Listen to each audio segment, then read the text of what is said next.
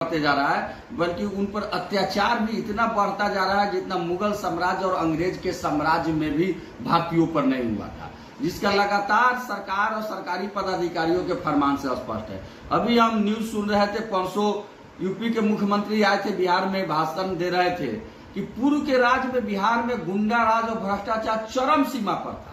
मैं कोई राजनीतिक टिप्पणी नहीं करना चाहता हूं, लेकिन बिहार के वर्तमान मुख्यमंत्री और उप मुख्यमंत्री महोदय से पूछना चाहता हूं कि महोदय, अभी जो बिहार में सरकार चल रही है, जो शिक्षा विभाग का शासन चल रहा है, वो आप ही का चल रहा है या किसी अन्य का चल रहा है? अगर शिक्षा विभाग में भी आप ही की सरकार चल रही है, आप ही का शासन चल रहा है, ये कौन सा राज्य है? आप ही बताने का काम कीजिए। जहां जिला शिक्षा पदाधिकारी सारण, जिला शिक्षा पदाधिकारी रोहतास द्वारा पत्र निकाला जाता है कि किसी शिक्षक का वेतन निरीक्षण के दौरान बीओ द्वारा नहीं काटा गया, इसलिए बीओ के वेतन को काट दिया जाता है, उनके वेतन को स्थगित करता है। आपके आदेश से, आपके सरकार के आदेश से शिक्षक 8 बजे विद्यालय पहुंच रहे हैं, 10 बजे तक इस गर्मी की छुट्टी में भी पढ़ा रहे हैं और कोई शिक्षक अनुपस्थित नहीं हो रहे हैं, उनका वेतन नहीं कट रहा है, तो माननीय जिला शिक्षा पदाधिकारी द्वारा आदेश दिया जाता है कि उनका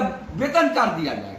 यह बिल्कुल वैसे ही है जैसे पुरानी कई फिल्मों में हमने देखा है कि डकैत के सरदार भेजता था कि जाओ क्षेत्र से लूट करके ले आओ, और अगर कोई लूटने में नाकामयाब रहता था और लूट करके ढेर सारा माल नहीं लाता था तो उस डकैत को मार दिया जाता था। आज वही स्थिति पदाधिकारियों द्वारा किया गया है कि तुम जबरदस्ती शिक्षकों पर अत्याचार करो, उनको जबर करो, अगर तुम नहीं करता है तो उसका सजा तुमको दे दिया जाएगा। औरंगाबाद के जिला कार्यक्रम पदाधिकारी स्थापना द्वारा पत्र निकाला गया कि जिनका भी 5 मिनट भी लेट होगा और अगर उनका वेतन कटौती होता है तो उसको सेवा पुस्तिका में ऐड कीजिए, यानी उनको 1 दिन का सेवा ब्रेक कर दीजिए। और सेवा ब्रेक का मतलब होता है कि पिछला सारा सेवा समाप्त, नई सिरे से सेवा शुरू। ये कौन सा आदेश है? लगातार बढ़ते बढ़ते अभी मुंगेर लोकसभा में भाई ओंकार चौधरी जी टेटिया अंबर प्रखंड में चुनाव के दौरान बूथ पर ही उनकी मृत्यु हो गई, क्योंकि वो हार्ट के गंभीर बीमारी से ग्रसित थे। उनका भागलपुर से इलाज चल रहा था, उनको आराम की सलाह दी गई थी। उन्होंने बार बार पदाधिकारी से आग्रह किया कि हमें आराम करने दिया जाए, हमें इलेक्शन ड्यूटी से मुक्त किया जाए, लेकिन ये उनकी नहीं सुनी गई। उनको चुनाव ड्यूटी लगाया गया, फलस्वरूप चुनाव ड्यूटी के दौरान ही हार्ट अटैक में मर गई। लेकिन आज कोई बोलने वाला नहीं है, कोई ऊह करने वाला नहीं है। जैसे अंग्रेज और मुगल साम्राज्य में शिक्षक हो, उस तरह से चल रहा है। और सबसे बढ़कर जो शिक्षक नहीं कुछ कर पा रहे हैं, नहीं बोल रहे हैं, तो सरकार लगातार दमन बढ़ाते हुए अभी पत्र निकला है कि स्कूल चलेगा मॉर्निंग 16 तारीख से। मॉर्निंग क्या होगा? 6 बजे से लेके और 1:30 बजे तक चलेगा। 1:30 बजे के बाद हेडमास्टर जाएंगे भीसी में, 3 बजे तक उनका भीसी चलेगा, उसके बाद 4 बजे आएंगे वो अपने घर। और स्कूल की जो दूरी है, बार बार हम लोग मांग करते हैं कि ऐच्छिक का स्थानांतरण किया जाए, लेकिन स्कूल की दूरी है हमारे महिला शिक्षिकाओं की 50 किलोमीटर, 100 किलोमीटर, 60 किलोमीटर, 20 किलोमीटर वो बस से जाती हैं। 6 बजे विद्यालय में पहुंचने के लिए 4 बजे स्कूल जाना होगा। कौन गाड़ी मिलेगी 4 बजे? 5 बजे जाना होगा। कौन गाड़ी मिलेगी 5 बजे? और जगना होगा उनको 2 बजे, 3 बजे। 3 बजे जगकर 4 बजे शाम में अपने आएंगे। ये 13 घंटा की नौकरी कहाँ की नौकरी है?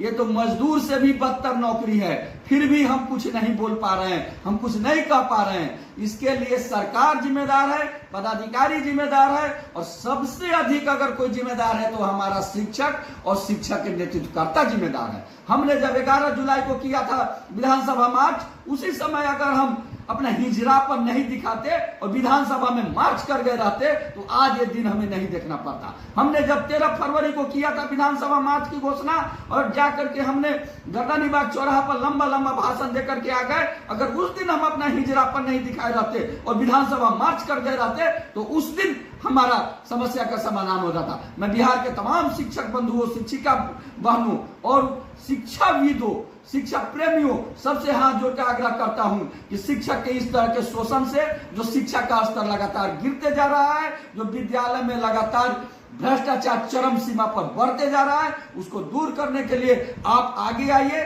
और कमर कस के रखिए। और यह मत सोचिए कि हमारा आंदोलन यह जो आचार संहिता चल रहा है उसमें नहीं होगा। डकैती होगा हमारे घर में आचार संहिता में, और हम केस लिखाएंगे आचार संहिता बाद। इसलिए आप पूरी तरह से कमर कस के तैयार रहिए और इंकलाब करने के लिए तैयार रहिए। जब तक आप रोड पर नहीं निकलिएगा तब तक शिक्षकों का शोषण होता रहेगा, दमन होता रहेगा। इसलिए अब लड़ाई के लिए तैयार रहिए। इंकलाब जिंदाबाद, शिक्षक संघ जिंदाबाद, शिक्षक एकता जिंदाबाद। और लड़ाई के लिए तुरंत हम घोषणा करेंगे, घोषणा नहीं करेंगे, हम लड़ाई पर उतरेंगे। आपका केशव कुमार, प्रदेश अध्यक्ष शिक्षक संघ बिहार। आप सभी साथियों से करबद्ध आग्रह है कि इस चैनल को सब कोई सब्सक्राइब कर ले और अधिक से अधिक शेयर करे, ताकि हमारे सभी न्यूज को, सभी बात को आप लोग देखे, पहुंचे और ज्यादा से ज्यादा जनता तक पहुंचे, ताकि जन आंदोलन खड़ा हो सके। इसलिए एक बार पुनः आप सभी से आग्रह है, इसको निश्चित रूप से आप सभी साथी सब्सक्राइब